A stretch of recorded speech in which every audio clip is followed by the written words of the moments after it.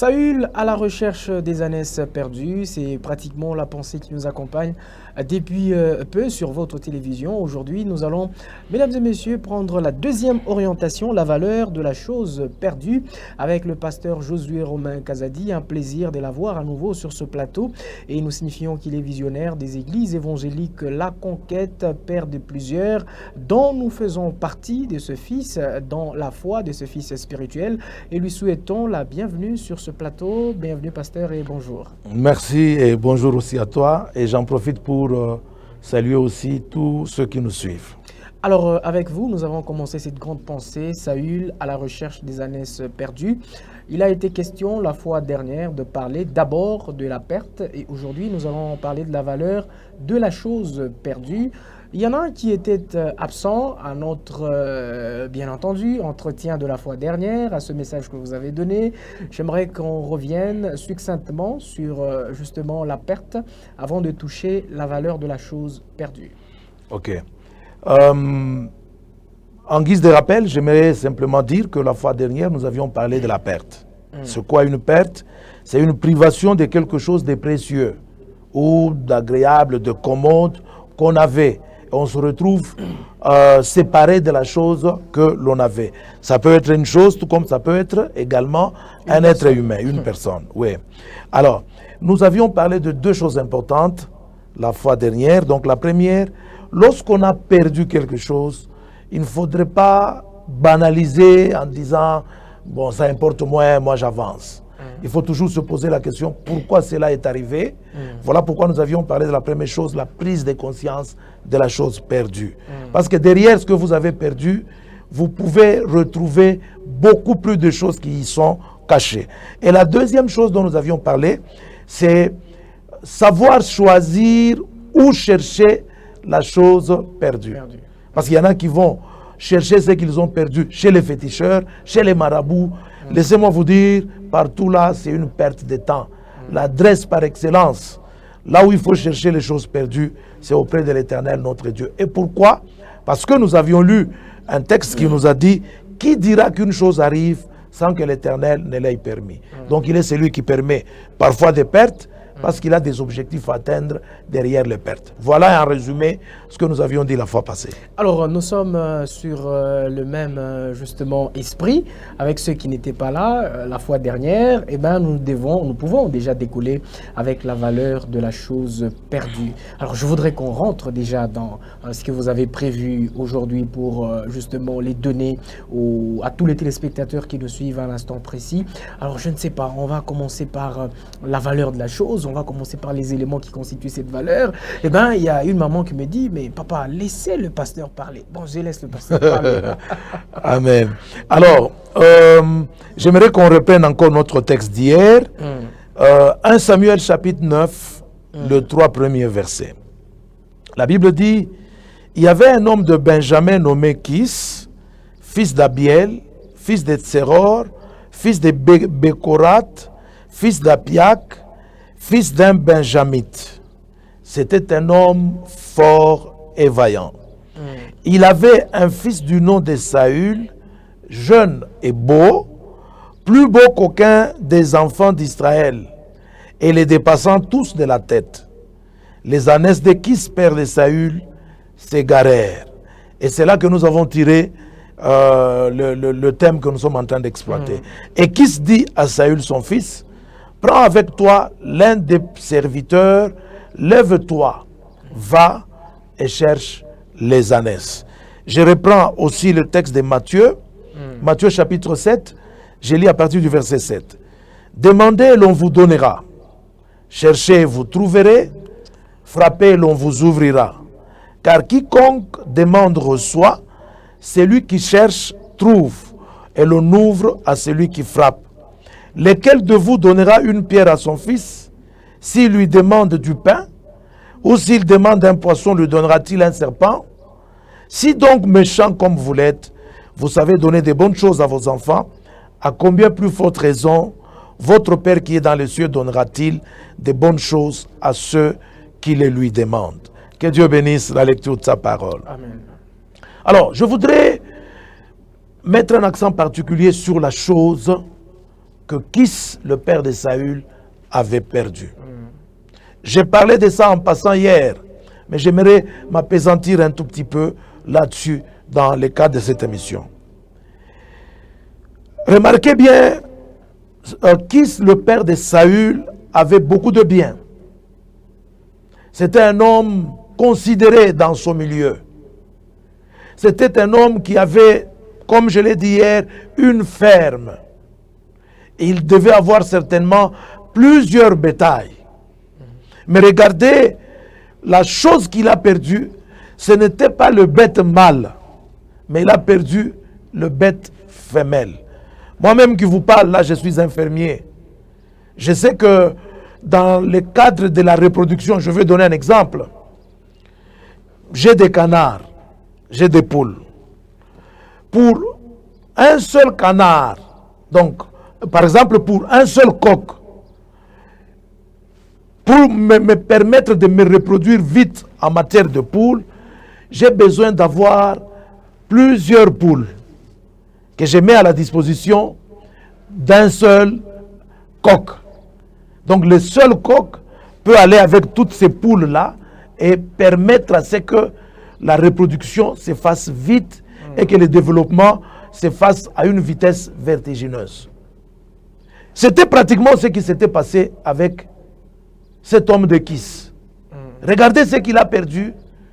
C'était une chose de grande valeur. Peut-être pour vous faire rire, en ce qui concerne ma ferme,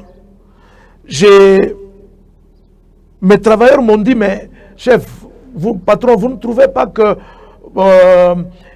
avoir plusieurs coqs, parce que j'en avais plusieurs, au départ je ne comprenais pas comment les choses se faisaient, mais au fur et à mesure que j'ai continué à travailler dans ce domaine, j'ai fini par comprendre comment le développement doit se faire. Au départ, j'avais acheté autant de coqs et autant de poules. Maintenant, quand je les ai mis ensemble, j'ai constaté qu'il n'y avait pas moyen que le poule, plutôt, que le coq puisse aller facilement avec le poule. Parce que chaque fois qu'un coq pouvait monter sur une poule, il y a un autre coq qui s'élevait pour chasser la poule et c'était la débandade dans mon poulailler. À telle enseigne que mes travailleurs m'ont dit, patron, donc,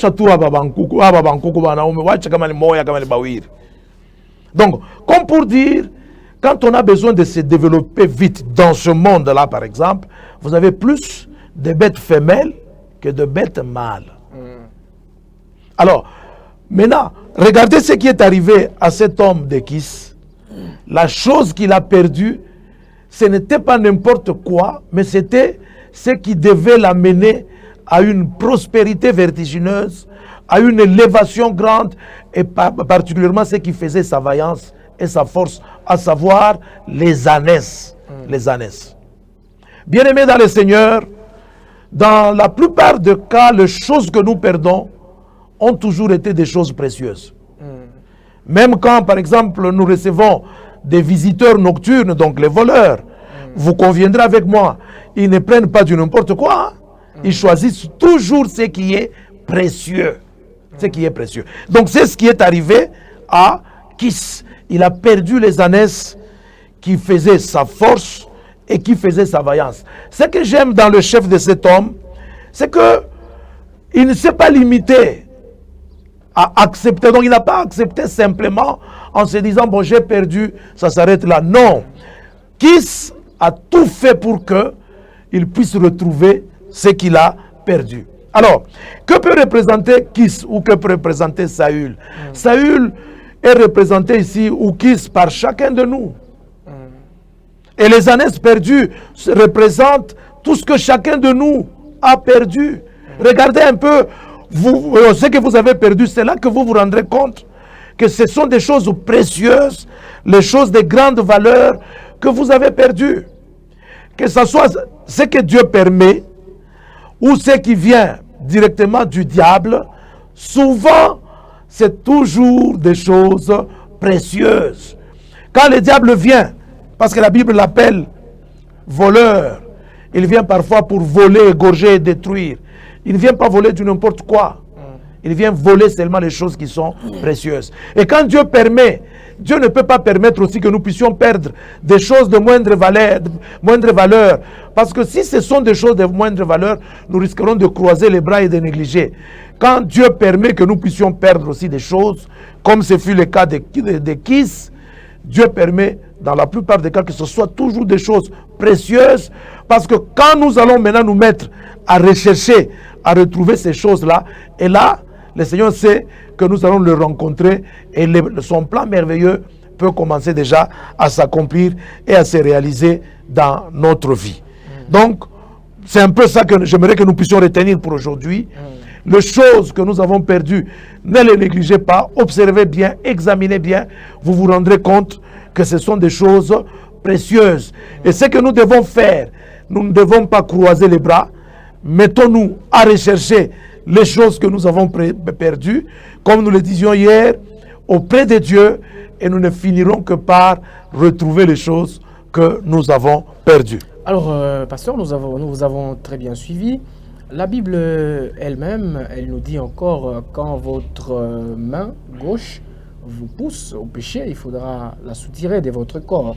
Eh bien, si nous avons perdu quelque chose qui n'est justement qui était pratiquement un peu valeureuse à nos yeux, mais qui nous poussait à aller à l'encontre de la volonté de Dieu, qui nous poussait à aller loin du Seigneur, est-ce que nous devons aussi regretter cette chose pour tenter de comment faire, quel mécanisme mettre en place pour aller récupérer la chose? Ici, je vais illustrer cela par un exemple. Il y a peut-être cette jeune femme qui est en train de nous regarder à l'instant précis. Elle se pose la question, le papa qui l'a quitté, c'était un homme marié, qu'ils se sont séparés, ils se sont laissés. C'était lui, justement, qui lui donnait un peu d'argent. C'était lui qui payait son téléphone. Eh bien, écoutant ce message, c'est comme si, quelque part, elle est en train de se dire, j'ai perdu quelque chose de valeureux, eh bien, je dois, le pasteur Romain l'a dit à la télé, je dois mettre le mécanisme pour, justement, aller retrouver mon papa et finalement mon sugar daddy, puisque je n'ai vu plus comme avant, pasteur. Merci pour cette belle question et je crois qu'elle vaut... ça a vraiment une valeur elle a une valeur beaucoup plus importante parce qu'elle nous permet de très bien recadrer les choses. Lorsque nous parlons des choses perdues, nous ne voyons pas des choses dans ce sens-là. Quelqu'un qui avait une relation négative, comme tu l'as dit, ayant perdu ces papas-là qui l'entretenaient, et il commence à se dire non, il faut que je mette des mécanismes en place pour aller le retrouver. Non, ici il s'agit... Nous sommes dans un cadre tout à fait normal, où nous perdons des choses qui nous appartiennent en propre, des choses, des valeurs, qui ne font pas seulement notre joie, mais qui sont en conformité avec les Saintes Écritures. Amen. Et c'est dans ce cadre-là que nous sommes en train de parler. Mais si toi tu as perdu une copine, ce n'était qu'une copine, ce message ne te concerne pas directement. Il ne faut pas dire non, comme j'ai perdu la copine, patati patata. Non. Ici, nous devons rentrer dans le cadre normal des choses. Et c'est là que nous sommes en train de parler de la perte dont il est question. Maintenant, pasteur, ceux qui nous suivent, tous n'ont pas encore donné leur vie à Christ. Il y en a qui ne l'ont pas encore fait, comme je le disais tantôt. Est-ce que eux aussi sont concernés par ce message? Pour les personnes qui n'ont pas encore donné leur vie à Christ, j'aimerais vous dire ceci. Le cas de Kiss ici, qui a perdu ses ânesses, et il a dû envoyer son fils Saül pour le rechercher, selon le plan de Dieu, Dieu avait permis que Kiss puisse perdre les ânesses pour qu'au travers de la recherche de ces dernières, que Saül puisse rencontrer le prophète qui va lui annoncer la bonne nouvelle que Dieu avait déjà prévue pour lui, c'est-à-dire la royauté. Donc s'il y a des gens qui n'ont pas encore accepté Christ, j'aimerais vous dire que si vous vous mettez à rechercher tout ce que vous avez perdu, n'allez pas le rechercher n'importe où, venez auprès de Dieu. Parce que ça peut être Dieu qui a permis que vous perdiez tout ce que vous avez perdu, parce qu'il a besoin de vous rencontrer, vous, afin que vous lui apparteniez et que vous deveniez son enfant. Et qu'il puisse vous annoncer les plans merveilleux qu'il a avec vous. Ne vous levez pas seulement pour dire, bon, je vais aller chercher Dieu n'importe où. Non, on ne cherche pas les choses n'importe où, comme je l'ai dit la fois dernière, on les cherche auprès de Dieu et c'est auprès de Dieu qu'on aura même la révélation de notre destinée. Alors, pasteur, est-ce que, puisque vous avez pendant plusieurs années sur cette ville de Lubumbashi, travaillé dans l'évangélisation, vous avez été implanté plusieurs églises hein, dans le temps, il y a beaucoup d'années passées. Alors, il y a une question qui me vient quand vous parliez de ceux qui n'ont pas encore rencontré Christ et qui souhaitent rechercher les choses qu'ils ont perdues, vous leur demandez de venir à Christ. Eh bien, quand ils viennent à Christ, est-ce que doivent-ils suivre un processus ou bien c'est venir simplement à Christ et puis ils le disent ou ils prient, eh bien, Dieu, est-ce que tu peux permettre que la chose perdue puisse se retourner? Parce qu'il y a quelqu'un peut-être qui est en train de nous suivre sur un lit d'hôpital et il n'a pas encore donné sa vie à Christ. Il se voit mourant, mais il a la chance peut-être de nous regarder à un instant précis. C'est la santé qu'il a perdue. Ça signifie qu'il y a une chose qu'il a perdue, qu'il peut retrouver en Christ tel que vous le disiez. Et maintenant, est-ce qu'il y a-t-il un processus, un cheminement pour effectivement retourner au Seigneur pour prendre ces choses qui nous ont été ôtées? Oui. Je m'en vais par un exemple pratique de ma propre vie. Aujourd'hui, je suis serviteur de Dieu, responsable d'une grande communauté, tout ça. Mais comment je suis parvenu à rencontrer Christ? C'était à partir des pertes que j'enregistrais dans ma vie. Et un ami est venu pour me dire, il y a une prophétesse quelque part, est-ce qu'on peut aller la rencontrer? J'ai dit, très bien. Je suis allé là pour que la prophétesse me parle au sujet des choses que j'avais perdues. J'arrive, heureusement, ou malheureusement, ça dépend, mais moi je dis heureusement, la prophétesse n'était pas là ce jour-là. Nous avons trouvé quelqu'un d'autre, le pasteur Kaonji, que certains connaissent dans la ville. Ici, il est pasteur de la 30e communauté. Nous l'avons trouvé en train de prêcher l'évangile. Et quand j'ai écouté l'évangile, j'ai senti la présence d'un être suprême à cet endroit-là. Je me suis dit, désormais, je reviendrai ici. Vous voyez? Donc, je suis allé à la recherche d'une chose perdue. Mais quand je suis arrivé, je m'étais rendu compte qu'il y avait plus que ce que j'ai cherché, c'est-à-dire la vie éternelle. Amen. Et c'est pour cela que j'ai mis de côté les choses que j'ai cherchées et j'ai commencé d'abord à travailler pour la vie éternelle. C'est pour cela que la Bible dit, cherchez premièrement le royaume des cieux. Donc, et les autres choses vous seront données après. Donc, tous ceux qui me suivent pendant ce temps, c'est vrai que vous avez perdu des choses. Vous avez perdu la santé, vous avez perdu ceci ou cela. Il y a possibilité de retrouver tout ce que vous avez perdu en Christ. Amen. Mais quand vous venez auprès de lui, donnez d'abord priorité à ce qui est éternel. Commencez d'abord par rechercher la vie éternelle, que votre nom soit inscrit dans les livres de vie. Ainsi, les autres choses vous seront données par surcroît. Amen. Alors, nous avons été très édifiés. C'est pratiquement la fin de ce deuxième numéro. Pasteur, vous disons encore une fois merci. Avant de nous séparer d'avec vous, j'aimerais que vous puissiez, en quelques secondes seulement, donner la conclusion quant à ce qui concerne justement la valeur de la chose perdue ou des choses perdues. Bien-aimés dans le Seigneur, la plupart des choses que nous perdons, en tout cas, ont toujours été des choses d'une très grande valeur. Si nous les examinons très bien. Et comme c'est Dieu, dans notre contexte ici, qui est le commanditaire même de la perte, comprenons qu'il permet que nous puissions perdre la chose de grande valeur là, parce qu'il estime qu'en le recherchant auprès de lui, il va nous révéler ce que nous sommes et même la destinée de notre vie. Voilà ce que j'aimerais qu'on retienne pour aujourd'hui.